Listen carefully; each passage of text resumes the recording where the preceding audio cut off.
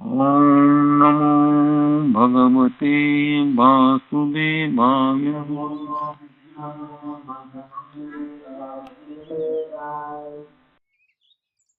ବେଦ ହେଉଛି ଅପୌରୁଷ, ଆକୁ କେହି ମଣିଷ କରେ।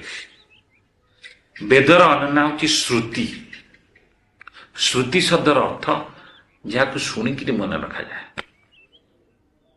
ଜେନେରେସନ ଟୁ ଜେନେରେସନ, ପୁରୁଷ ପୁରୁଷରେ। ଏ ସ୍ୱୟଂ ଭଗବାନଙ୍କର ଶ୍ୱାସରୁ ଆସିଛି। ପ୍ରଥମେ ଭଗବାନ ବେଦ ଜ୍ଞାନ ଦେଇଛନ୍ତି। ବେଦ ଅର୍ଥାତ୍ ଜାଣିବା, ବ୍ରହ୍ମାଣ୍ଡ। ତା ଭିତରେ କଳିଯୁଗ ଆମର ଆସିଲା, ଯେତେବେଳେ ବ୍ୟାସଦେବ ଜାଣିପାରିଲେ କଳିଯୁଗ ମଣିଷ ଏଡ଼େ ଦୁର୍ଦ୍ଦଶାଗ୍ରସ୍ତ ଯେ ମନ୍ଦାୟୁଷ, ଅତି ସ୍ୱଳ୍ପ ଆୟୁଷ। ସତ୍ୟଯୁଗରେ 1,00,000 ବର୍ଷ ବଞ୍ଚିଲେ, କଳିଯୁଗରେ 100 ବର୍ଷ ଜମା। Such a small span of life time. ମନ୍ଦାୟୁଷ, ମନ୍ଦ ଭାଗ୍ୟ, ଭାଗ୍ୟ ଅଧିକ, ମନ୍ଦ ବୁଦ୍ଧି,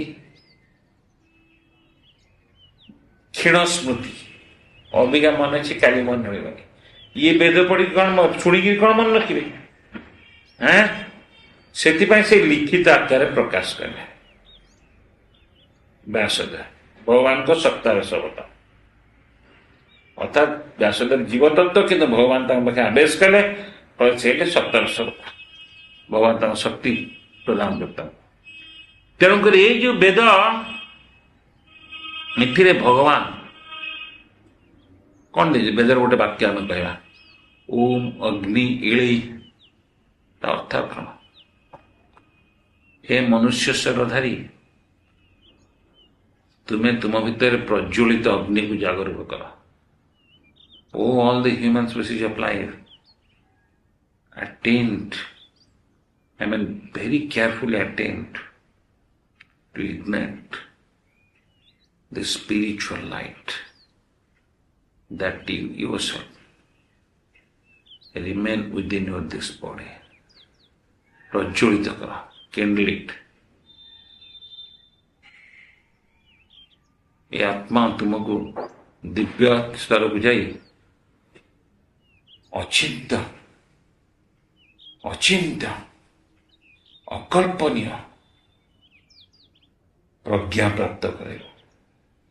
This illuminated soul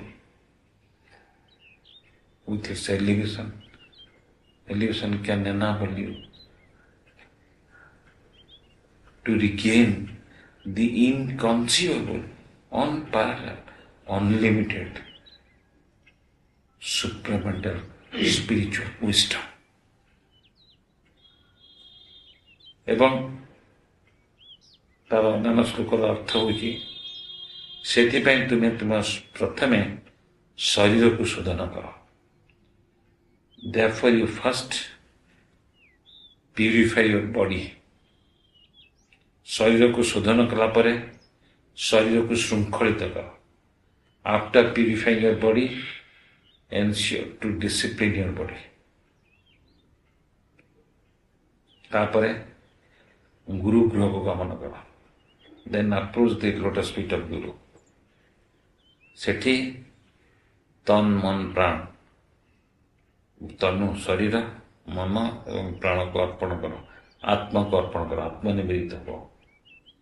କୃଷ୍ଣଙ୍କ ଉପରେ ଭରସା ରଖ, ଭଗବାନଙ୍କ ଉପରେ ଭରସା ରଖ ଏବଂ ଦିବ୍ୟ ଜୀବନ ଯାପନ କର। ଭଗବତ ଚେତନାମୟ, ଜଗନ୍ନାଥ ଚେତନାମୟ, କୃଷ୍ଣ ଚେତନାମୟ ଜୀବନ ଯାପନ। ହେ ପ୍ରାଣୀବୃନ୍ଦ, ମାୟାବଦ୍ଧ ଜୀବ ଏ ମାଇକ ଜଗତରେ ଯଦି କୋଟି କୋଟି ଜୀବ ମାୟାଗ୍ରସ୍ତ ଭାବରେ ଜୀବନ ବିତାଉଛନ୍ତି ଏବଂ ସେମାନେ ଆପାତତଃ ସୁଖ ପାଉଛନ୍ତି, ସେଥିରେ ତୁମେ ଭ୍ରମିତ ହୁଅ ନାହିଁ। ଜାଣ, ସେଭଳି ସୁଖ ପାଇବାଟା ତମକୁ ଠକିବା ପାଇଁ ଉଦ୍ଦିଷ୍ଟ। ଯେଉଁମାନେ ଅନ୍ୟାୟ କରି ସୁଖ ପାଉଛନ୍ତି, ତାର ପରିଣାମ ଅତି ଭୟଙ୍କର। ଜନ୍ମ ଜନ୍ମ ଧରି ସେମାନେ ତା ଜାଣିପାରୁନାହାନ୍ତି ଏବଂ ମାୟା ଏକା ସମୟରେ ତୁମକୁ ଆକର୍ଷିତ କରୁଛି। ସେଭଳି ଅନ୍ୟାୟ କର୍ମ କର, ଚପଳ ସୁଖ ଲାଗେ, ଯାହାର ପରିଣାମ ଅତ୍ୟନ୍ତ ଭୟଙ୍କର। all souls in human procedure of life. If you feel crores of citizens around you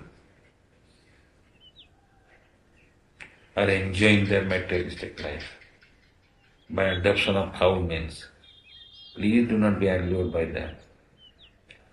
Their enjoying is apparent, thereby they are inviting lives of dreadful consequences. But Maya is so excellently presenting that neither they know they are digging for themselves, nor you can refrain yourself from seeing their enjoyment and fall prey to this suicidal path. ବେଦ କହୁଛନ୍ତି ଯେ ସେମାନେ ମାୟାହତ ଭାବରେ ପ୍ରଜ୍ଞା ହରେଇ ବସିଛନ୍ତି। ସେମାନେ ଭାବୁଛନ୍ତି ଚୋରି କରି ନାରୀ କରି ଇନ୍ଦ୍ରିୟ ସୁଖ ଭୋଗ କରିକି ଆନନ୍ଦ ପାଉଛନ୍ତି। ଏବଂ ତୁମେ ଦେଖୁଛ ତୁମେ ସାଧୁ ଜୀବନ ଯାପନ କରି କଷ୍ଟ ପାଉଛ। ଏଇଟା ମାୟାର ହଟଚମଟ ଖେଳ। ଗୁରୁଦେବ କହନ୍ତି ଅଘଟଣ ସଘଟଣ ପଟିଏ ଶକ୍ତି।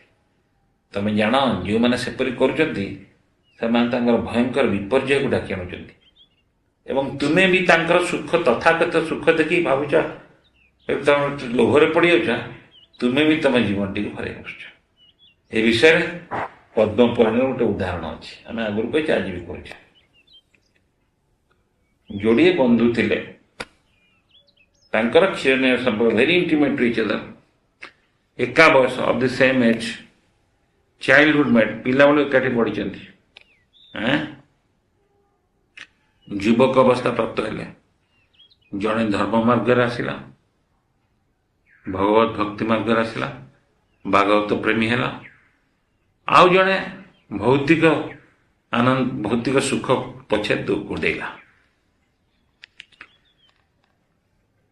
ଯିଏ ଭୌତିକ ସୁଖ ପଛରେ ଗୋଡ଼େଇଲା ସିଏ ରାଜଦରବାରରେ ଗୋଟେ ବଡ଼ ଚାକିରି ପାଇଲା, ଯେମିତି ଆମର IAS ଅଫିସର ବଡ଼ ଚାକିରି ପାଇଲା।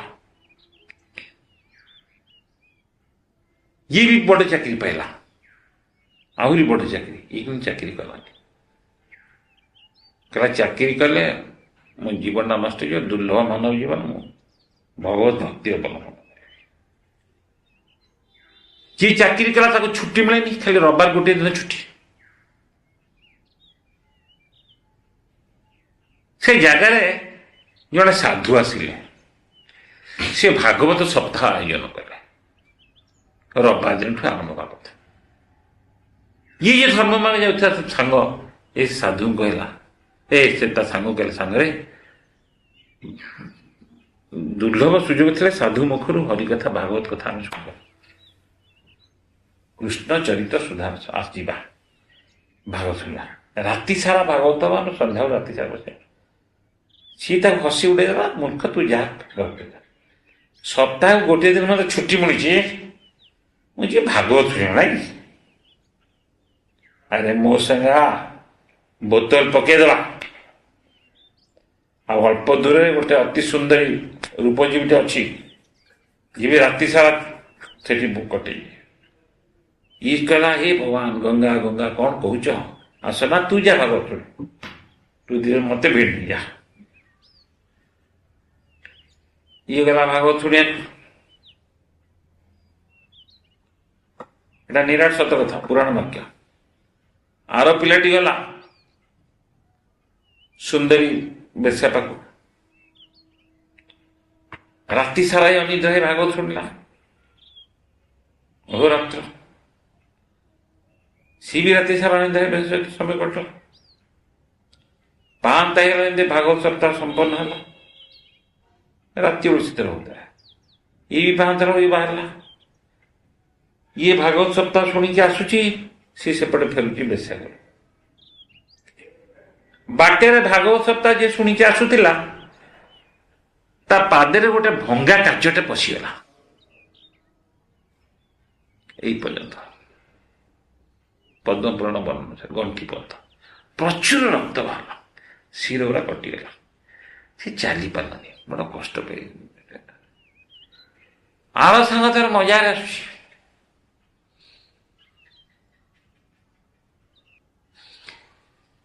ତୋର କଣ ଏମିତି ନା ଭାଗବତ ସପ୍ତାହ ଶୁଣିଦେବେ ଦେଖିଲୁ ସାରା ମୂର୍ଖ ଭାଗବତ ସପ୍ତାହ ଶୁଣିଛୁ ପାଇଲୁ ଆରେ ରାତି ସାରା ମୁଁ ଯୋଉଟା ଯେମିତି ରାଜକୀୟ ଉପଭୋଗ କରିଛି ନା ତୁ କଣ ମୂର୍ଖ ଆରେ ଶରୀର ଗଲା ମାନେ ଦିନ ଗଲା ଯେତେ ଥର ସୁଖ ପାଇଁ ତ ଏଇଆ କଲୁ ଇଏ କିନ୍ତୁ ସ୍ୱୀକାର କଲାନି ନା ତୁମେ ଭୁଲ କହୁଛ କିନ୍ତୁ ଏ ଦି ଜଣ ଯାକ ଗୋଟେ ଜ୍ୟୋତିଷକୁ ବିଶ୍ୱାସ କରୁଥିଲେ ଏ ନାସ୍ତିକଟା ବି ଗୋଟେ ଜ୍ୟୋତିଷ ବିଶ୍ୱାସ ତା କାହିଁକି ନା ସେ ଯାହା କହିଛି ତାର ସବୁ ସେୟାର ହେଇଯାଇଛି ବଡ଼ ଚାକିରି ଅମୁକ ଦିନ ମିଳିବ ସବୁ ମିଳିବ କହିଯାଇଛି ଇଏ କହିଲେ ତାହେଲେ କିଏ ଆମ ସମସ୍ୟା ସମାଧାନ କରେ ତୁ ଠିକ ବିଚାର ମୁଁ କହୁଛି ଠିକ ଏଠୁ ଯିଏ ବେଶ ସେ କହିଲା ସେ ଜ୍ୟୋତିଷ ଯାହା କେବେ ମାନି କାରଣ ସେ ମୁଁ କାହାକୁ ବିଶ୍ୱାସ କରେ କିନ୍ତୁ ଜ୍ୟୋତିଷ ମାନେ ଯାହା କହିଛନ୍ତି ଆଜି ପର୍ଯ୍ୟନ୍ତ ଅକ୍ଷର ଅକ୍ଷର ସବୁ ସତ ହେଇଛି ନା ଠିକ ଅଛି ମୁଁ ବି ମାନିବି ତାଙ୍କ କଥା ଚାଲ ସେ ବୈଷ୍ଣବ ଜ୍ୟୋତିଷ ଇଏ ଗଲେ ତାଙ୍କ ପାଖକୁ ଦି ଜଣ ଯାକ ଗଲେ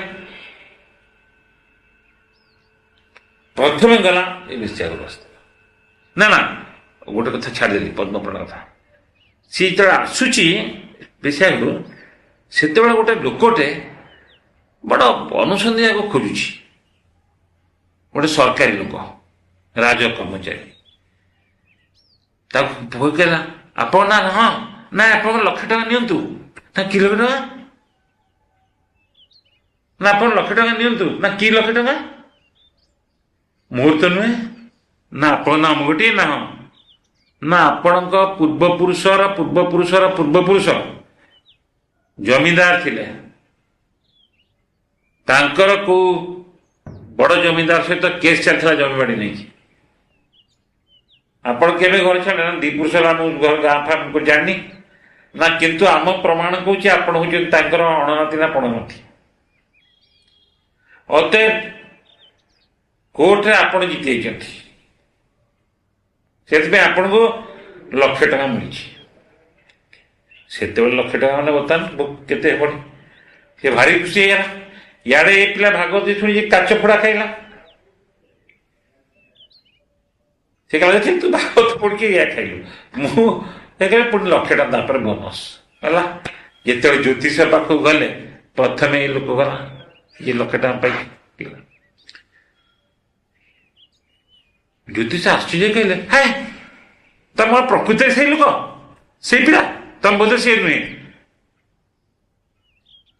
ଆରେ ହଁ ତମ ତ ସେଇ ଆରେ ତମର ଆଜି ରାଜଯୋଗ ଥିଲା ଆଜି ଦେଶର ରାଜା ବନିଥାନ୍ତ ମହାରାଜ ବନିଥାନ୍ତ ନାଇକା ଲକ୍ଷ ଟଙ୍କା କି ଲକ୍ଷ ଟଙ୍କା ଶହ ଶହ କୋଟି ହଜାର ହଜାର କୋଟି ଟଙ୍କା ମାଣିକି ତମେ ରାଜା ବନିଥାନ୍ତ ତମେ କଣ କରୁଥିଲ କି କାଲି କଣ କରୁଥିଲେ କହିଲ ସେ ଗଣନା କରି କହିଲା ଧ୍ୟାନରେ ବସି ନାଇଁ କାଲି ବେଶା ନା ସେଇ ପାପରୁ ତମ ଶିଶୁ କଟିଗଲା ଏ ଲକ୍ଷ ଟଙ୍କା ସମସ୍ତ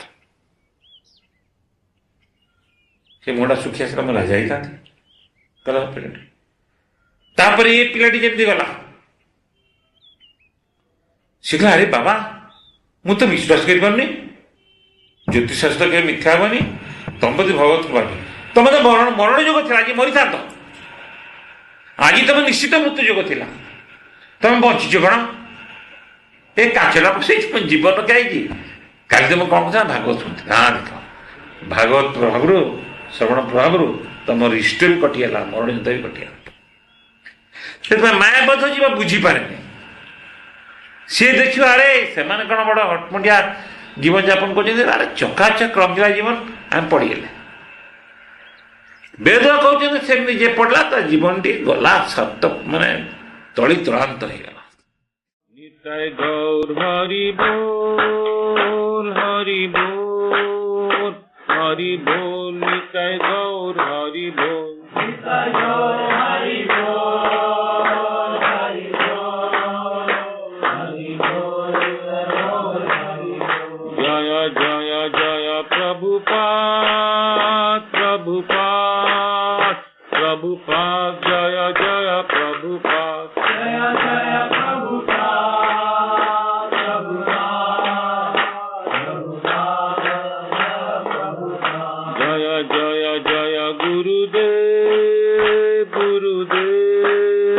गुरुदेव जय जय गुरुदेव जय जय गुरुदेव गुरुदेव गुरुदेव